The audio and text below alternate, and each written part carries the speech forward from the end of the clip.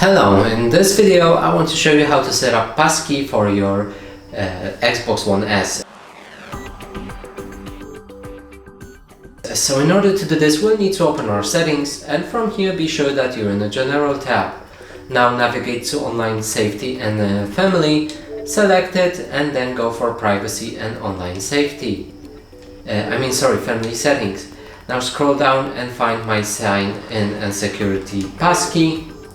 Change My Sign In and Security Preferences, and right here there should be option Ask for My Passkey. Click on it. It should transfer you to your Passkey if you didn't set up already, but I did, so I'm not transferred there. So in this case, let's delete my Passkey. It should take a while. Now let's try that again. From No Barriers to Ask for My Passkey, and now we can set up this Passkey again. So now just use the references to the right on how your Passkey will look like.